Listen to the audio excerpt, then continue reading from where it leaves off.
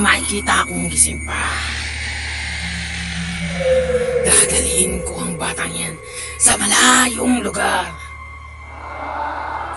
Madilim, tahimik, at nakakatakot na lugar.